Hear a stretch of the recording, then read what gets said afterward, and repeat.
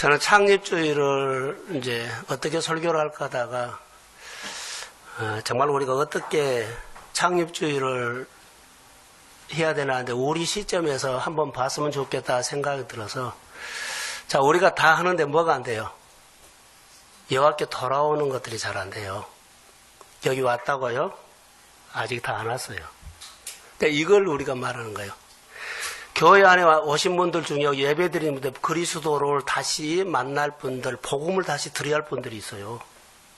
내가 알고 있는 복음이요. 내가 그리스도로 만나는 복음이 아니요.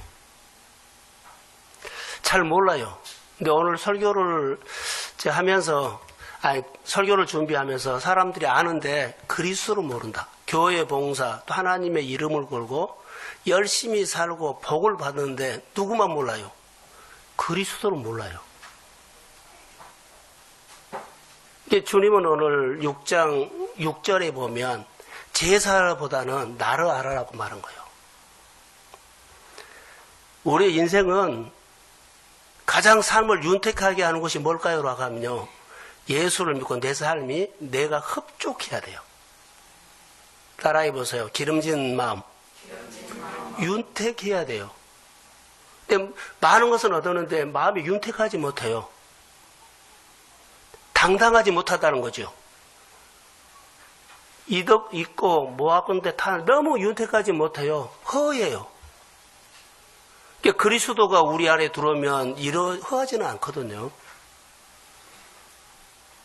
그래서 좀 창립주일날 말씀을 제가 준비하면서 사도행전에 보면 바울 사도가 사역했던 것이 나오는데 열심히 하셨던 분으로 보여요. 그런데 사역하다가 사고가 나타진 거예요. 얼마나 열정적으로 했는지 저녁 늦게까지 설교를 했어요. 근데 유두고라는 청년이 너무 많이 왔기 때문에 창틀에 걸쳐 앉아서 설교를 들었나 봐요. 근데 설교 듣다가 졸아서 떨어진 거예요. 예배하는데 사람이 떨어졌어요. 죽었어요. 이제 사고가 생겼죠. 근데 이 처리 문제가 사도 바울의 다른 면으로 저에게 다가왔어요. 죽었네? 장사 칠해버린 것이 아니라 그가 성경이 나오는 대로 누워놓고 눈은 누, 입은 입 딱 둘이 몸을 맞춘 거예요. 사도행전에 2번 나오고 엘리사의 사역에서도 나와요. 몸을 맞춰가면서 눕혀놓고 몸을 딱 맞추고 자기 온기가 들어가는지 모르지만 많은 사람들이 이렇게 죽었다고 하는데 이미 죽었다고 선언이 났어요. 그런데 그가 생명이 있다. 그리고 그것보다 사역이라고 나는 봐요. 살려내버려요. 사도 바울의 훌륭한 점이 이것이 아닌가 생각이 들어요. 저는 교회 사역을 통해서 이렇게 한 적 없습니다. 또 이렇게 하지를 못했기 때문에 성도들도 이렇게 성도 가정을 살려내려고 하는 가정들도 못 봤습니다. 사역을 참 열심히는 했는데 사도 바울의 사역에 너무 못 미친다라는 생각이 들었어요.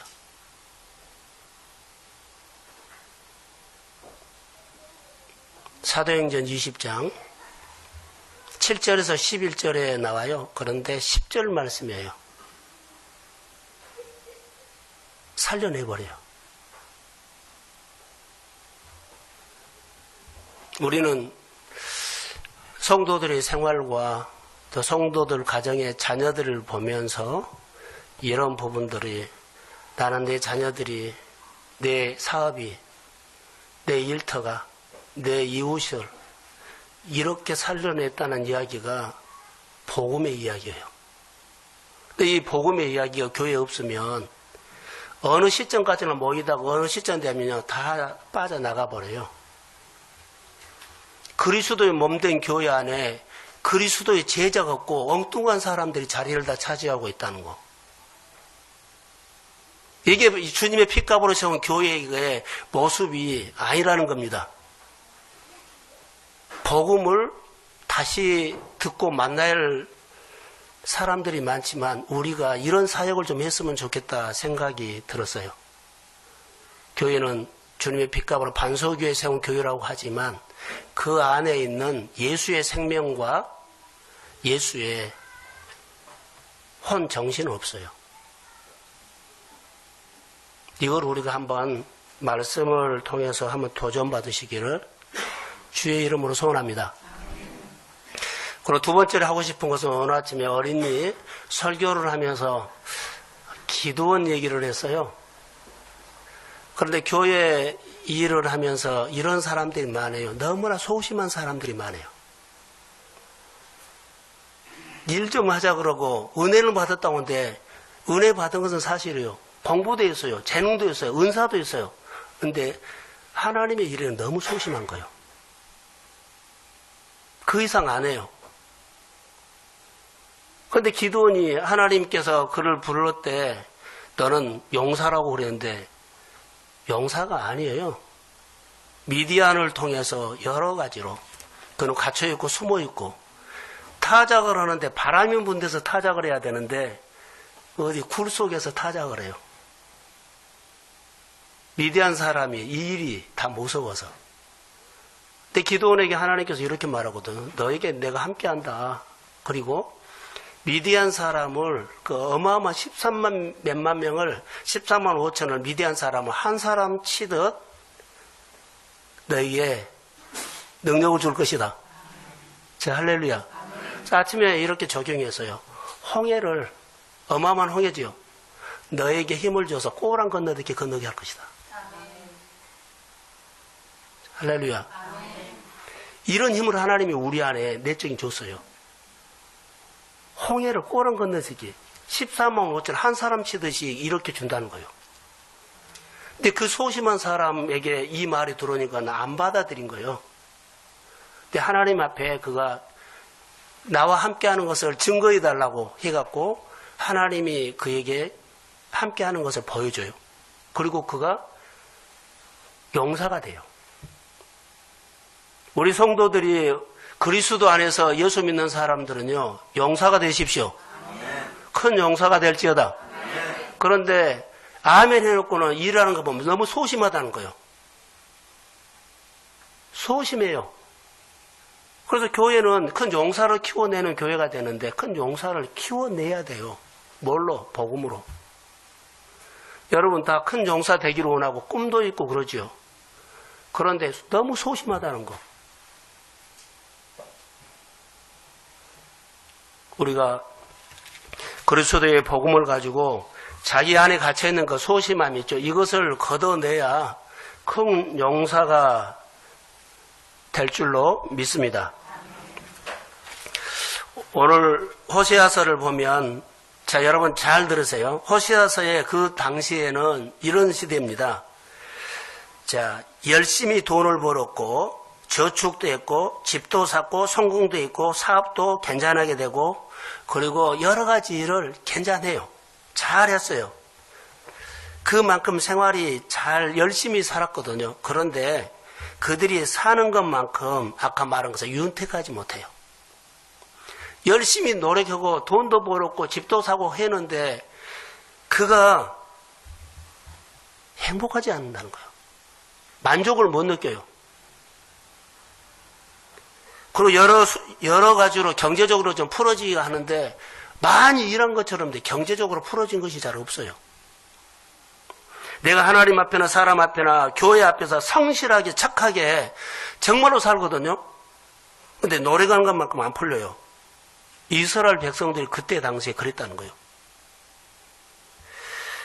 자, 하나님을 믿기 때문에 그들도 하나님의 언약을 붙잡고 생활해요. 그런데 약속을 우리가 가지고 있어도 은혜를 받고 살고 있어도 안 풀린다는 거예요.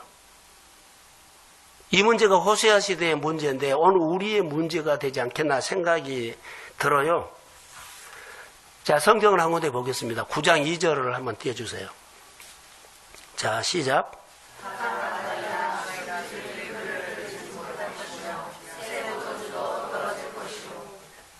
타작마당이나 술틀이 그들을 뭐라고요?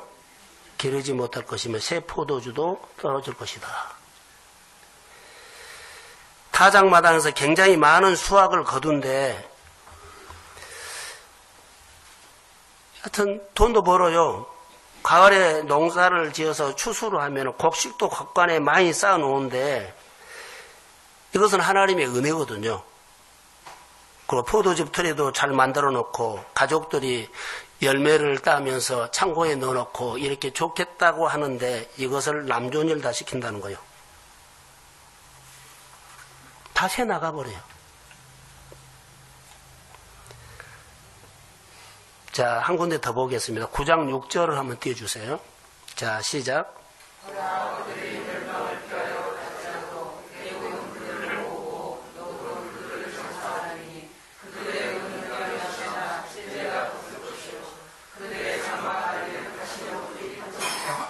자, 그들이 열심히 살아서, 자, 여기 보시면 그들의 은은 귀한 것이나 찔레가 덮을 것이요.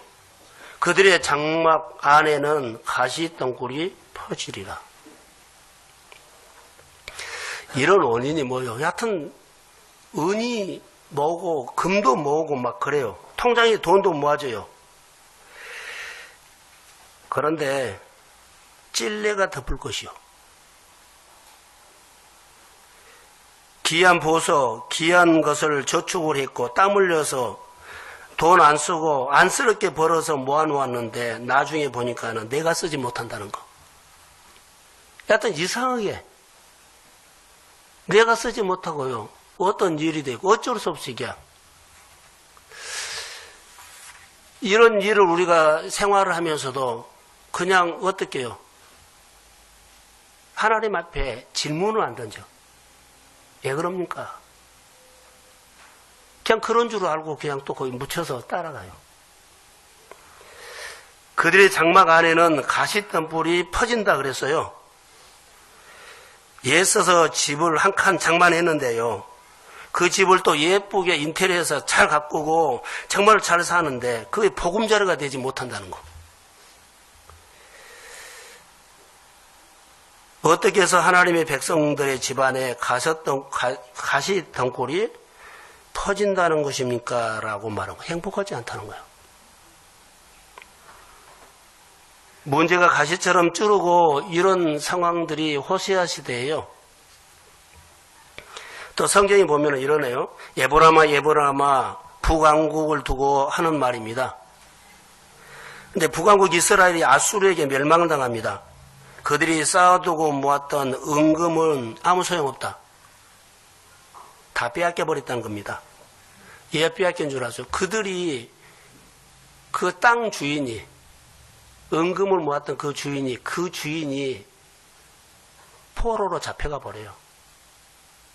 그러니까 그 일궈놨던 포도밭, 많은 돈, 감춰놨던 것, 땅에 있죠. 누가 가져가지도 못하죠. 그러니까 내가 잡혀가 버린 건 아무 소용이 없는 거예요.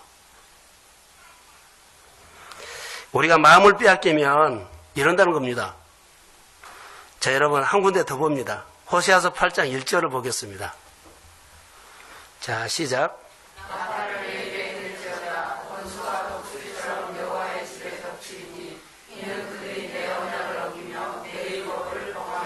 원수가 독수리처럼, 자, 여러분 독수리가 뭐 먹이를 하면 손톱가스에 덮친 것처럼요. 그런다는 거예요. 그 이유가 뭐다고요? 너희들이 내 언약을 어기고 율법을 범한 거다. 원인이 있다는 겁니다. 우리가 지금 하나님을 좀 잘 알았으면 좋겠다고 하는데 하나님을 어설프게 하면 우리가 열심히 사는데 나중에 보면 이런 현상들이 나타날 수 있어요. 오늘 제목이 뭐예요? 여호와를 알자 그랬죠. 여호와를 잘 몰라서 그런 거예요. 자, 우리가 율법이란 것들이 있죠. 저를 앞에 한번 보세요. 자, 우리가 하나님을 믿는데 이상하게 우리 안에 어려움이 와요. 힘듦이 올 수도 있어요. 그런데 하나님이 안 도와주었다고 그러거든요. 그리고 하나님이 치셨다고 해요. 하나님이 우리 때립니까? 안 도와줍니까? 기근이 왔고 내 생활에 가끔 이렇게 어려움이 와요. 그런데 이것을 우리는 이런 것을 몰라요. 내가 하나님의 계명과 율례를 지키면 그것이 내 생활의 울타리가 되는데 윤리와 교회를 지키지 않으면 울타리가 무너져 버려요. 그러니까 어려움이 오면 그대로 당해버려요. 힘듦이 오면 그대로 내가 막아버려요. 마음고생, 그러죠? 재정고생, 여러 가지 고생들이 이렇게 와버린 거예요. 하나님이 보호하면 충분히 한 거예요. 우리가 오늘 살아가는데 하나님이 우리를 때린 것 아니에요. 내가 하나님이 나를 보호했던 울타리가 무너져 버리니까 내가 여러 가지 힘듦이 올 수 있어요. 오늘 이 말씀을, 그런데 한 번도 우리가 이런 생활을 하면서도 내 안에 힘듦 뭐 당연히 오지, 안 된 거 당연히 오지, 아픈 거 당연히 오지, 그냥 그렇게 받아들여 본다. 하나님 앞에 질문하니 생각 한 번만 바꿔서 하나님 이런 문제가 오는지 하나님 알고 싶고, 이런 것들이 하나님 쪽으로 안 오고 그냥 우리가 이스라엘 백성들이 하나님 그러면서도 생활은 자기 생각을 다 가지고 한 거예요. 문제가 있으면 하나님을 통해 가지고 이 문제를 풀거나, 말씀을 통해서 이 문제를 풀거나, 또 말씀을 통해서 이것을 고민하는 것들을 해결하려고 하지 않고 그냥 예배 드리고 하나님을 믿으면서 푸는 것들은 자기가 다 생각으로 하는 거예요. 울타리가 무너진 것은 하나님이 보호하셨기 때문에 우리가 오늘도 살고, 또 여러 가지 어려움 중에서 하나님이 보호하심으로 우리가 여기까지 살아왔습니다. 이 보호막이 울타리가 무너져 버리면 우리가 이렇게 어려운 일들을 일어날 수 있어요. 자, 한 군데 더 보겠습니다. 6장 6절을 한번 띄워주세요. 자, 시작.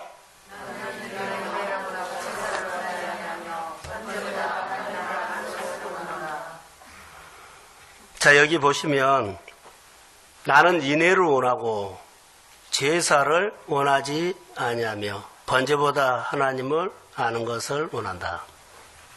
하나님은 이렇게 말해요. 사랑을 원하지요. 제사를 원하지 않아요. 너가 정말로 여기 와서 온전한 제사를 드리려면 나가서 이웃 사랑을 하고 오라 이 말이에요. 교리로는 이거 지켰습니다 하는데 나가서 이웃 사랑은 없어. 이웃 사랑을 먼저 하고 와서 뭐 해라? 예배해라. 자, 여기 와서 다 하는데 다 해요. 근데 이웃 사랑만 안 해요. 그럼 이것이 예배가 아니다는 거예요. 주님이 원하는 예배가 아니다는 겁니다. 자, 그 다음에 보세요. 번제보다 하나님을 아는 것을 원한다 그랬죠. 자, 번제는 뜨겁게 해요. 번제예요. 얼마나 번제가 힘든 줄 아세요? 온전히 드려서 하나님 앞에 한 거예요. 그러니까 내가 힘을 다해서 하나님 앞에 온전히 하는데 누구만 모른다고요? 하나님을 모른다고.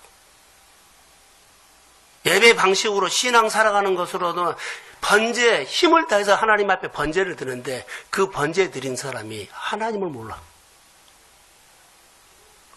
이게 오늘 우리 속에 호시아 시대에 살아가면서 아까 소두에 말했던 이런 얘기 저런 얘기 사연사연이 자, 이런 문제예요. 오늘 우리가 가장 먼저 알아야 할 것들이에요. 여러분 가정 안에서 하나님이 우리 가정에 부활신앙이 있느냐? 하나님이 우리 가정에 정말 하나님이냐? 하나님이 우리 가정에 진짜로 목자냐? 이것을 고민하셔야 돼요. 그래야만 그 하나님이 우리 삶의 목자가 되어 주실 줄로 믿습니다. 번제는 온전히 드리는데 하나님을 모른다는 거. 그 당시에 이스라엘 백성들이 그랬어요. 여러분 도전하십시오. 우리는 어떻게 해야 합니까? 하나님께서 말씀하십니다. 뭐라고 할까요? 여호와께로 돌아오라. 가장 아름다운 인생이 뭘까요? 라고 했어요. 나는 집을 샀기 때문에 원대로 뭐 여행을 다니기 때문에 원대로 다 먹을 거 다 먹고 누리고 있기 때문에 이거이 아름다운 인생이요? 아니요. 가장 아름다운 인생은요, 하나님 앞에 돌아오는 것입니다. 그 하나님 앞에, 내 인생의 주인 하나님 앞에 내가 가장 낮은 마음으로 예배가 예배되게 하는 겁니다. 그분이 내 인생을 가장 아름답게 해주셔야 합니다. 아까 나눔을 통해서 의뢰받은 거 있죠? 내가 고난 못 이겨요. 그것은 하나님의 영역이에요. 은혜를 받는다는 거 하나님 속으로 들어가십시오. 그럼 고난 없어진다는 거예요. 주님께 붙어 있으면 고난이 사라져버려요. 열매 없는 것이 사라지고 열매 있는 사람이 된다는 겁니다. 가장 우리의 인생을 아름답게, 당신 사업을 가장 아름답게 하려면 뭐가 되라? 예배자가 되라.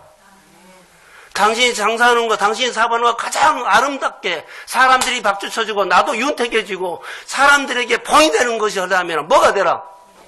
예배자가 되라. 주께로 돌아오라. 그러면서 주께로 돌아와서 누구요? 하나님을 아는 자가 되라. 우리가 사는 것이 어떤 게임일까요? 라고 하면 가장 아름답게 하기 위해서 하잖아요. 집도 인테리어, 삶도 인테리어, 모든 거. 요즘 잘 얼굴이 좀 못 따라온 사람들은 그거 많이 수술을 하대요.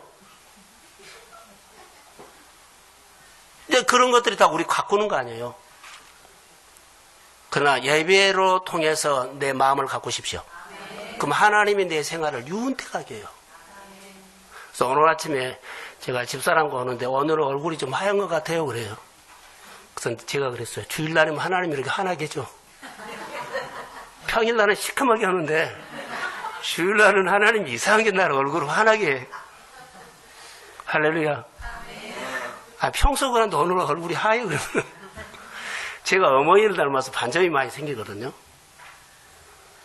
그래서 오늘 아침에 주일날이면 하나님이 이렇게 나타보셔서 하얗게 보여요. 해석이 중요하다는 겁니다. 자, 여러분, 오늘 본문에서 이제 1절에서 3절을 통해서 우리에게 마음에 그 위로가 되고 힘이 주는 말씀이 있어요. 하나님께 돌아오는 것이 구체적으로 말하고 있습니다. 자, 6장 1절을 한번 띄워주세요. 자, 시작.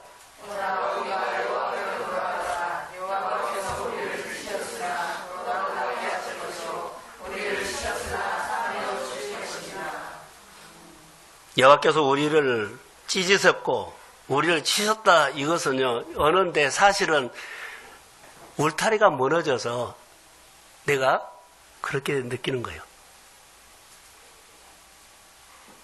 집을 나갔기 때문에, 울타리가 무너졌기 때문에요, 우리는 하나님이 치셔서, 하나님이 찢어서 이렇게 하는데 사실 울타리가 무너진 거예요. 하나님과 멀게 가버리기 때문에 말씀을 짓고 계명을 짓고 하나님의 백성들이 이렇게 살아요. 이것을 내가 안 지키니까 울타리가 무너져 버리기 때문에 그대로 간 거예요. 그래서 뭐라 그래요? 다시 울타리 안으로 들어오라는 거예요. 계명을 지키십시오. 그러면 낫게 하고 짬해준다는 거예요. 자, 오늘 주님 앞에 돌아오십시오. 그러면 최고의 아름다운 삶. 내가 직장을 생활할 때 직장에서 그렇게 내가 아름다운 생활을 할 수 있어요. 장사로 사보는 사람들이, 모든 사람들이 너무 나를 부러울 정도로 삶의 윤택을 보며, 그래, 일은 저렇게 해야 돼, 사업은 저렇게 해야 돼, 직장생활은 저렇게 해야 돼, 저 사람의 생활, 교회 생활은 저렇게 해야 돼. 할렐루야. 칭찬 들으면 얼마나 좋아요. 박수 받으면. 그 박수가 사람들을 주께로 돌아오게 하는 전도가 됩니다. 그렇게 살아야 돼요.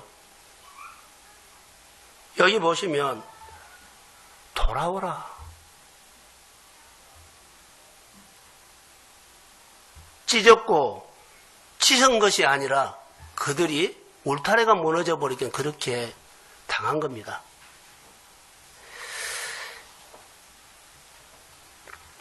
우리가 욕심이라는 죄가 우리 속에 들어오면 그 죄로 말미암아 외로워요.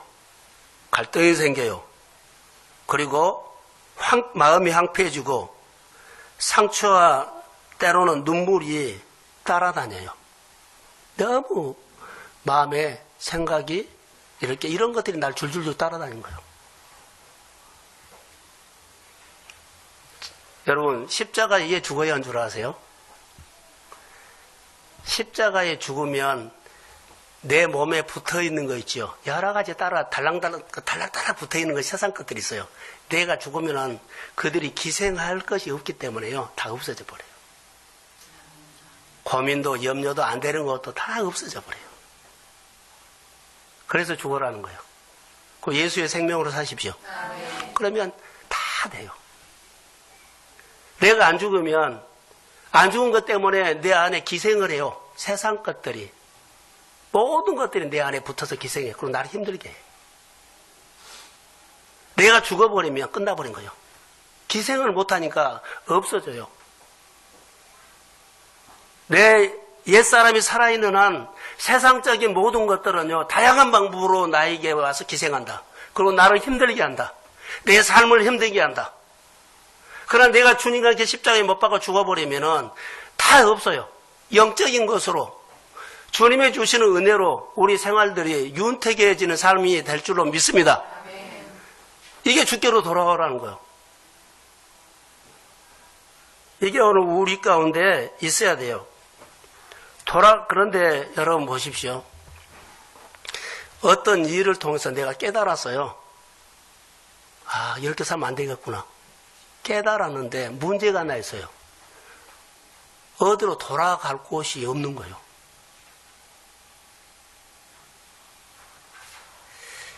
돌아갈 곳이 어디인지를 모른다는 거예요. 자, 우리가 생활하다가 여하튼 깨달아본 것은 사실이에요. 그런데 문제가 있어요. 돌아갈 곳이 어디인지 모르는 사람. 그래서 다시 어디로 가요? 돈으로 가고 사람으로 가고 환경으로 가고 상황으로 가요. 돌아갈 곳을 모르는 거예요. 탕자가 예, 그 좋은 얘기인 줄 아세요? 탕자가 완전히 실패를 했죠. 근데 그는 돌아갈 곳을 알았어요. 어디요? 아버지 집요. 행복하죠. 같이 집에 살아도 돌아갈 곳을 모르는 사람 누구요? 형이요, 형. 우리가 은혜를 받고 아니면 생활 속에서 깨달아서 이렇게 안 살 거야 라고 깨달았어요. 너무 잘한 거예요. 그런데 돌아갈 곳을 몰라요. 하나님을 몰라. 하나님 모르니까 자기 가치관으로 가죠. 돈 벌어야 돼. 뭐 해야 돼. 이렇게 돌아가 버린 거예요. 이게 다른 사람의 이야기 아니라 성경이 나오는 호세아의 얘기지만 그 시대가 우리의 얘기예요, 지금. 여러분, 우리는 자녀를 키우면서 사업을 하면서 인생을 살아가면서 굴곡있죠. 그럴 때마다 깨달은데 내가 어떻게 한다? 돌아갈 곳이 어딘지 몰라가지고 다시 사람에게 가고 다시 돈에게 가고 열심히 일하면 될 줄 알고 이렇게 가버린다는 거예요. 그럼 또 가다가 또 무너져. 수가성 여인이 몇 번 만났어요, 사람을? 예? 5번. 이번에 만나서 6사람이요. 근데 그것도 잘못 만난 거예요. 진짜 예수 만나서 그가 내가 예수를 만났다 하고 그가 제대로 만난 거예요. 오늘 우리 인생이 그래요. 우리 삶이 그런다고요. 교회나 많은 목회자나 많은 직분자들이 오늘 우리가 신앙생활 하면서도요, 사실은 그들이 예수로 알까라는 캐션이 찍어질 때가 있어요. 예수를 아셔야 돼요. 내가 오늘 땀 흘리는 목적이 예수를 더 알기를 위한 것입니까? 내 생활을 좀 풀기를 위한 것입니까? 내가 오늘 그렇게 고생하면서 눈물 흘리면서 자존심 상해가면서 다른 사람에게 욕먹어가면서 그 하는 일이 내가 예수를 더 알기 위해서 하는 겁니까? 아니면 내 생활을 조금 더 풀기 위해서 하는 겁니까? 여러분, 우리 한번 생각해 보세요. 그리스도를 아셔야 돼요. 주께로 돌아오라 이 말이요.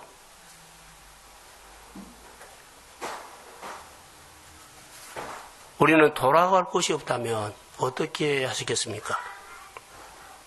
너무 답답하고 길도 없고 힘들고 이 문제를 풀어줘야 하는데 나에게는 안 풀어지고 이런 고민이 우리 가운데 마음속에 있어요. 그런데 이 문제를 풀려고 하는데 깨달았어요. 이제 다르게 살아야 되겠다. 근데 돌아갈 곳이 어디인지를 모른다는 거.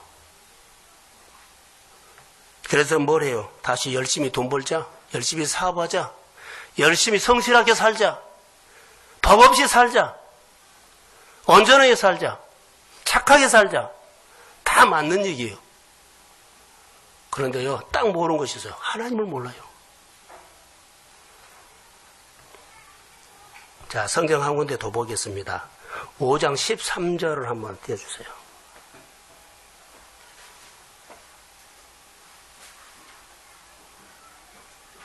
없어요?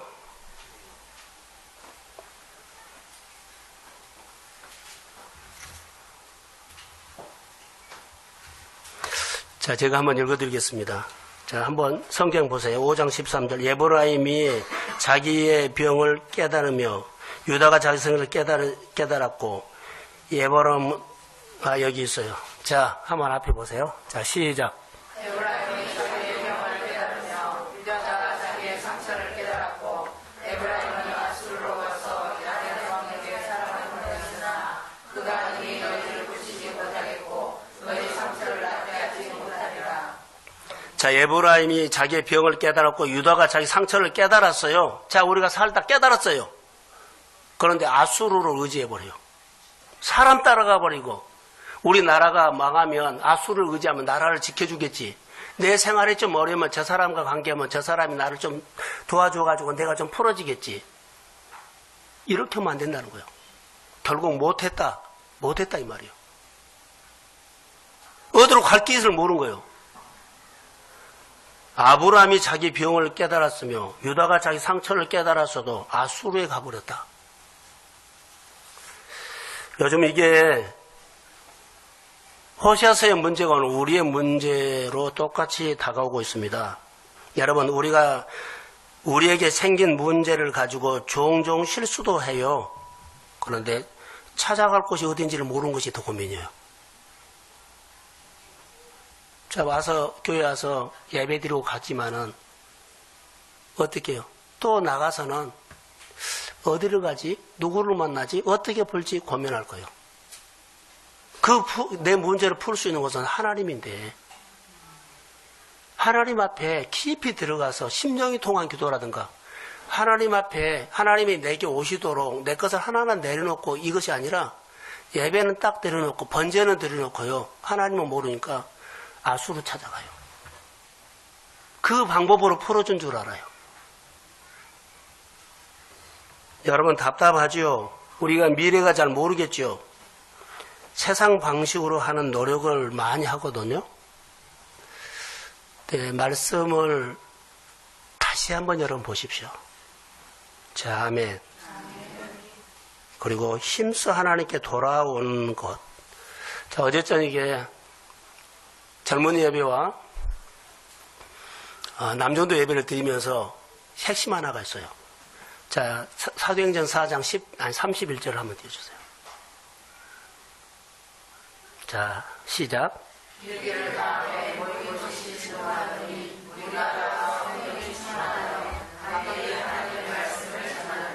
그들이 함께 모여서 하나님 앞에 어려운 문제를 기도했는데, 예배했는데, 그 예배 장소가 지진이 일어난 거예요. 어떤 예배를 드릴 때 하나님이 오셔서 지진을 일으켜요. 진동을 일으켜요. 사도행전 16장에 보면은 바울과 실라가 사역을 할 때 그들이 하루 종일 복음을 증거하다가 그들이 얻어맞고 왔어요. 감옥에 갇혔어요. 꼼짝 못해요. 근데 그들이 하나님 앞에 기도하고 찬양하고 예배했을 때 그 예배 가운데 뭐가 일어나요? 지진이 일어났어요. 오늘 우리가 예배 가운데 여러분의 마음에 지진이 일어나기 소원합니다. 혁신이 일어나야 한다는 거. 내 삶에 바꾸는 것인데 절대 삶의 방식은 안 바꿔. 주인을 바꿨는데 주인은 안 바꿔. 예배는 드리고 봉사를 하고 온전히 최선을 다하는데요. 주인만 안 바꾼 거예요.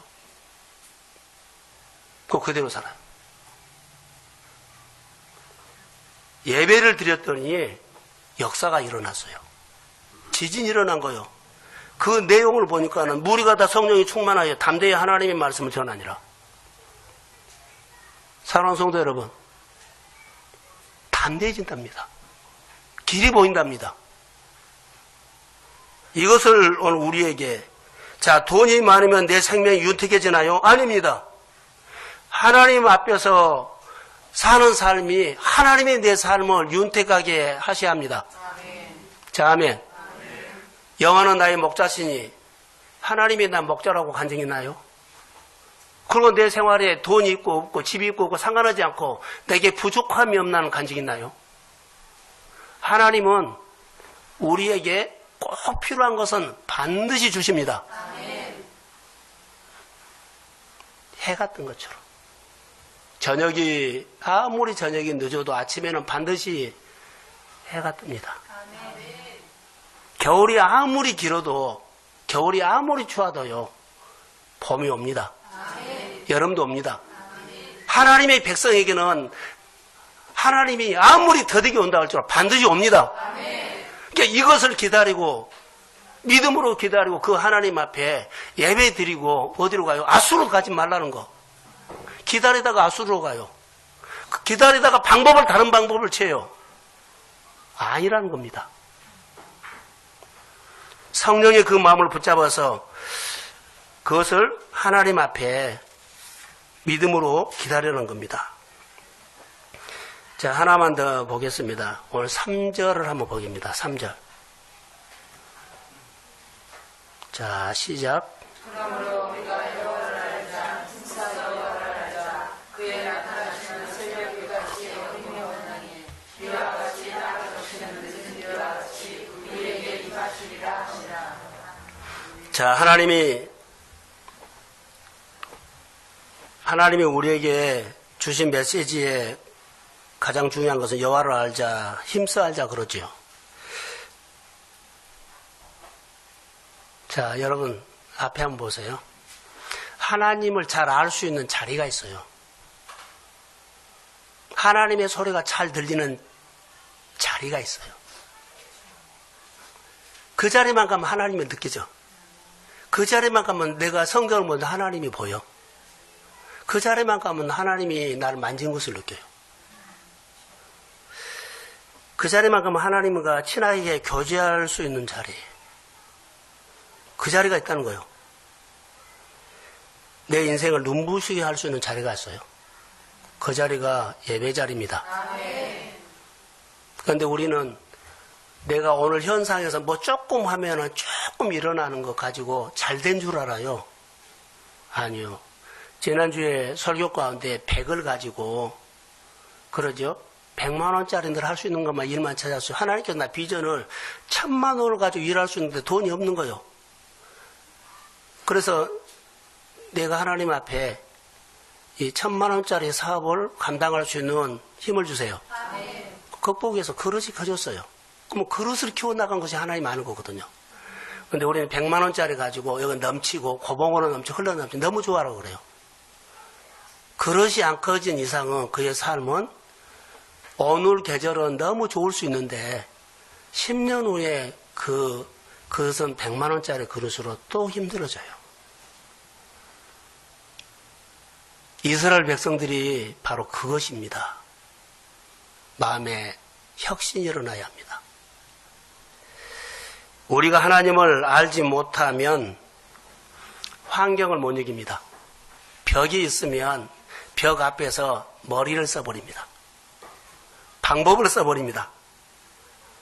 그러나 우리가 하나님을 알면 하나님으로 인해서 우리 안에 분별력을 주십니다. 담력을 주십니다. 그리고 사방이 막히면은 여러분 하나님의 열어준 길이 있어요. 이게 사방이 막히면 이때 어떻게 하라고? 하나님의 열어준 길을 찾아야 돼요. 하나님은 그 말하고 사방을 막아놓은 것은 내가 열어준 길을 잘 봐라고 사방을 막아놓은 거예요. 우리는 이렇게 해석을 안 해요. 하나님이 열어준 것을 잘 봐라고 한 거예요. 근데 우리는 안 열린다고 막 두들기죠. 내가 사방이 막혀있죠. 길이 안 되지요. 자, 나이도 먹고 늙어가지요. 삶이 답답해지지요. 이럴 때 뭐 해야 돼요? 초조하고 조급하게 할 때 또 아수로 찾아가지 말고 하나님이 나를 위해서 잘 보이라고 열어준 것이 있어요. 예배자 되십시오. 하나님 앞에 가까이 하십시오. 하나님 내가 알게 해주세요. 한 번도 생각하지 않고 있어요. 생각을 바꿔라는 혁신이 일어나라는 거예요. 하나님 앞에 기도 안 오지요? 그러면 그 문제 가지고 한번 기도 한번 해보세요. 그 고민 가지고 하나님 앞에, 자, 가정이 하나님 앞에 한번 예배 한번 해보세요. 이런 삶이 된다는 거예요. 이게 하나님께 돌아오는 것입니다. 그래서 돌아오는 것이 어떠냐? 성령의 기름 부음이라고 봐요. 하나님께 돌아와서 힘써 돌아오자 방법이 아니라 그런 겁니다. 하나님을 아십시오. 아까 말한 것처럼 계절 아무리 겨울이 춥고 길어도 봄 와요. 저녁이 아무리 길어도 새벽 와요. 하나님은 나의 아버지입니다. 은혜 주신 것은 더딜지라도 버리지 마십시오. 여러분이 10년 전에 받았던 은혜 있으면 꼭 붙잡고 있으십시오. 말씀대로 이루어집니다. 말씀대로 이루어집니다. 그런데 이거 없어져요. 환경을 보고는 그거 잊어버려요. 은혜 자리로 와서 그것을 다시 회복하셔야 돼요. 하나님을 만나는 것이 그렇게 여러분 중요합니다. 자, 우리 얘기로 한번 하고 마치겠습니다. 여호와께로 돌아오라 이 말, 힘써 돌아오라는 것이 저에게는 어떻게 들렸냐면 요즘 우리 얘기입니다. 하나님 우리 생활 속에 와 계세요? 안 계세요? 계시죠. 하나님 이 문제가 너무 아파요. 그런데 하나님이 우리에게 마음에 있다가 뭐라고 한 줄 알아서 내가 여기 있다 그래요. 내 환경 속에 내가 힘들다고 하는데 주님은 나보다 내 마음에 내가 여기 있다. 나 여기 있어. 그런데 안 보여요. 그러면 주님은 너무 힘들어요. 좀 도와주세요. 나를 불쌍히 여겨주는데 주님의 계속 음성 나 여기 있어. 자, 따라해 보세요. 나 여기 있다. 누가 한 말요? 하나님이 하는 말. 하나님 이 문제 어떻게 해요? 너무 힘들어요. 그런데 주님은 분명히 우리에게 말합니다. 나 여기 있어. 아니 말씀이 오는데 내 현실에서는 안 보인 거예요. 자, 성경으로 증명합니다. 아브라함아 그랬죠. 아브라함이 어떻게 대답했어요? 내가 여기 있나이다. 야곱아 바오라 다 어떻게 했어요? 내가 여기 있나이다. 주님이 말한 것을 맞장구 쳐준 거예요. 나 여기 있다. 그게 주님 나도 여기 있어요. 이 말이에요. 세리하고 바리새인하고 기도하는 내용이 똑같아요. 바리새인은 어떤 기도를 했어요? 하나님 내 업적을 보세요. 내가 지키는 계명을 보세요. 주의를 지켰고 금식을 했고 11조를 했고 봉사를 했고 뭐뭐 했습니다. 했던 얘기를 하나님 앞에 나서 기도를 해요. 그런데 세리는 어떤 기도했어요? 하나님 나 여기 왔어요. 전혀 기도가 다른 거예요. 하나님 나 여기 왔어요. 나를 불쌍히 여겨주세요. 나는 죄인이에요. 바로 이 말이에요. 여호와께 돌아오는 말을 오늘 우리에게로 한다면 세리처럼 바리새처럼 하지 마세요.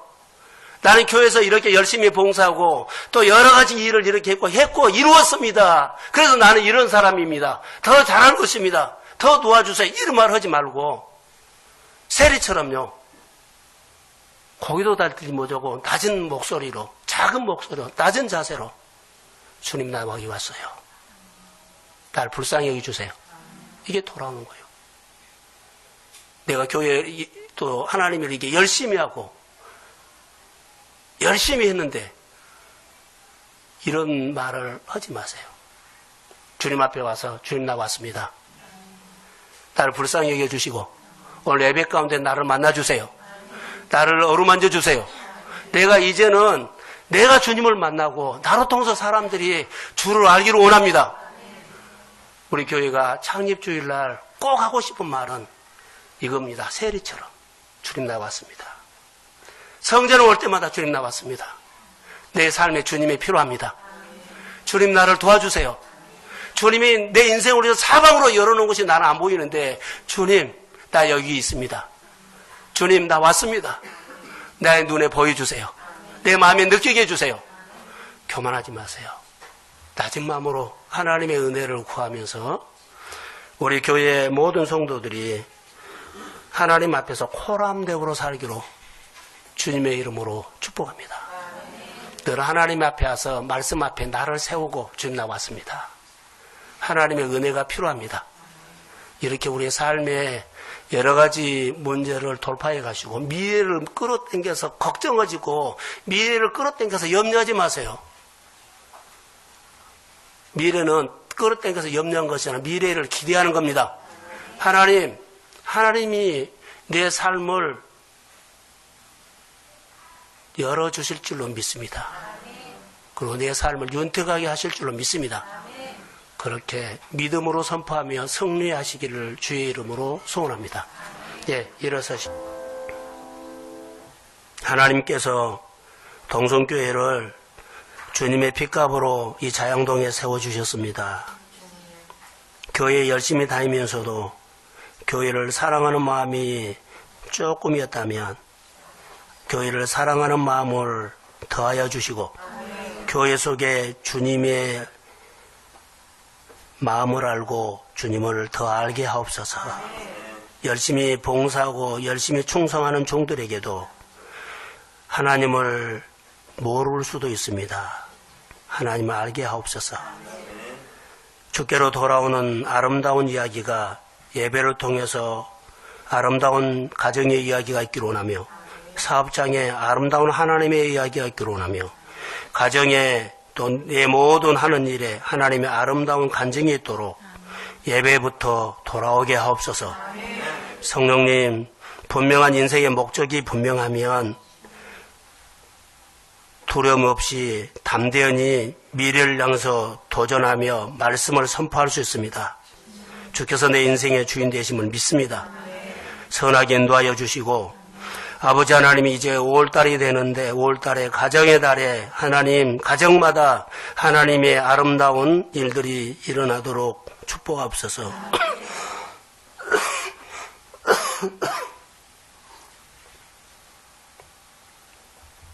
감사합니다.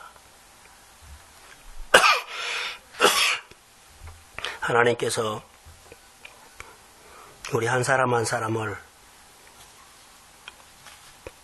보살펴 주시고 가장 좋은 곳으로 선물을 주옵소서. 아멘. 재정의 선물도 있다면 주시고 가정에 자녀의 선물이 있다면 주시고 병 고침의 선물이 있다면 그 선물도 주시고 사랑관계 회복도 있다면 그 선물도 주시고 하나님 내 자녀들이 삶이 열리기를 원한다면 그 선물도 주옵소서. 가장 아름다운 얘기는 예배를 통해서 시작됨을 모두가 인정하고 예배를 통해서 우리의 삶이 하나님의 손길이 온다는 것도 분별하게 하옵소서.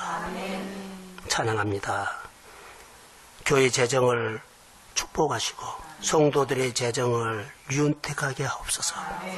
이제는 교회 머리가 되신 예수 그리스도의 은혜와 하나님 아버지의 극진하신 사랑하심과 성령님의 인도하심과 충만하심으로 여호와를 힘써 알며 나 여기 왔습니다 고백하는 사랑하는 성도들의 머리 위에 가정 위에 일터 위에 자녀 위에 흩어져 있는 선교사님들 머리 위에 또 성도들의 생활 속에 직장과 사업장 위에 이제로부터 영원까지 함께 하시기를 간절히 축원하옵나이다. 아멘. 5분 설교 하겠습니다. 솔직히 말씀드리면 나오는 게 무지 부담되거든요. 지난주에 누가 듣고 싶다고 제 5분 설교를 끈끈히 얘기를 해서 준비했는데 안 나왔어요, 그분은. 아무튼 열심히 했습니다, 준비. 요한복음 20장 19절에서 23절 말씀입니다. 부활신앙이 있으십니까? 부활신앙이 있습니까? 사업장과 가정과 자녀들과 생활 속에 부활신앙이 있습니까? 당신은 모든 상황 아래 예수님과 인격적인 대화를 하고 있습니까? 부활이란 무엇일까? 부활하신 생명이 나와 모든 상황에 있는지. 첫 번째로 부활하신 생명이 모든 환경과 상황 속에 있어야 합니다. 사망을 이기신 예수님의 생명이 내 생활을 지배해야 합니다. 부활신앙이 있습니까? 핵심은 부활입니다. 내가 죽지 않고는 부활하신 예수님의 생명이 있을 수 없습니다. 부활절은 1년에 한 번 하는 행사가 아닙니다. 내 생활에 환경이 묶여 있다고 생각합니까?